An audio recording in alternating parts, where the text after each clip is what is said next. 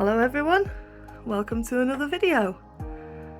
This video is going to be about, can you guess, Christmas, Yuletide and all that wonderful, shiny, happy time of year. So I'm going to show you how I set up my Christmas altar. I just thought I'd show off my tree first. Special things on our tree include, there she is peeking, the angel on top of our tree, my little Kathleen. Then we have butterflies here for remembering our loved ones, and of course the little robins. Whenever a robin is near, it's a sign that our loved ones are coming to visit us, so they're on the tree. And we have lights, apples for abundant wishes, and then a lot of little things that have been kind of made throughout the years or bought for me. There's a lot of memories on this tree. Special tree this year from my mum. So this is my childhood Christmas tree. Still in pretty good nick. So over to the altar. We have our cloth down, all full of golds and light, and the bells signifying ringing out for the new day, for the hope. And then we will put things on it and I'll talk you through what we're doing. Okay, so the first thing on for me is the candle arch. So I was brought up in a Christian household, and these candles actually belong to my grandma. They've always been a key part of Christmas. But I love the light they give off. So that's the first part of my altar. Here next we have my little bears. Again, a symbol of my spirit animal, and this one particular was my mum's. So again, all about family. And then this, the first little candle holder, obviously with the holly. Holly, wonderful protection. The Druids used holly for protection. You see it particularly obviously with ivy, and built around old homes, and it was believed to ward off evil. So we have our miniature tree.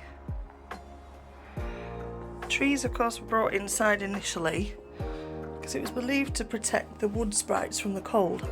So we brought our trees inside and decorated them with lights and hung treats on the branches, which is where the baubles and the apples come from, to keep the woodland sprites happy. So that's where the pagan roots of Christmas tree come from.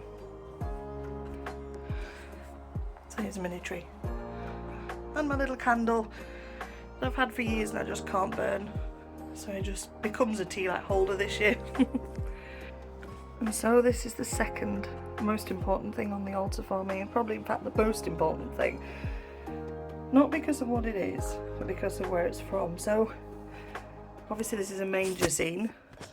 The manger scene, the story of Christ's birth being pivotal and being coinciding with the Druid and pagan festivals of the winter solstice. Mary and Joseph travelled to Bethlehem for a census. It was believed they were going for a census, and Mary was pregnant and they had no room at the inn, so they gave birth in a stable underneath a star, watched by the cattle. Then the three visitors from the east, the kings, the wise men, Caspar, Balthasar and Melchior, bringing gold, frankincense and myrrh. And the shepherds came down from the hills with nothing to give but their sheep and their love and their praises. And the story of Jesus' birth is still so pivotal at this time of year, but this actually came from my wonderful Auntie Benji from Bethlehem from a very long time ago. My great Aunt Benj travelled all over the world on her own and brought back wonderful gifts, and this is one of those gifts. I have had this for a long time, probably as long as I can remember. It's been part of my Christmas. That's why this sits centre place, and it is a reminder of love. Obviously the story goes that Jesus was born to die for us all because he loved us, and it is a reminder of love, the love we have for our families, the love in our memories, the love in the family times, and the star again representing the light Next additions, the little robins, because our loved ones do draw near us. Snowman. And then some things I made as a child. I can't remember what they were made for. They were supposed to weave the path of dreams. I can't remember. It was a celebration we did when we were kids. But I've had it for years, so it always goes on. Not so many crystals on this one. The rose quartz for love. And a clear one for peace. And I do like the light, the way the light refracts through these. A lot of candles to go on yet, but we're getting there. And there we go. Finished altar. The rest of the things that went on were all candles. Candles from Germany. They came from Germany. Snowman that I can't burn.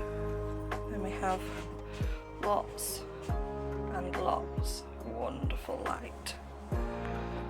So there you go. One Christmas Yuletide altar. Obviously the Father Christmases, St. Nicholas. There are lots of origins. I'll do a little story on that, I think. I shall talk about that in another one, so stay tuned for that. And if I don't see you, have a wonderful Yuletide. Many blessings.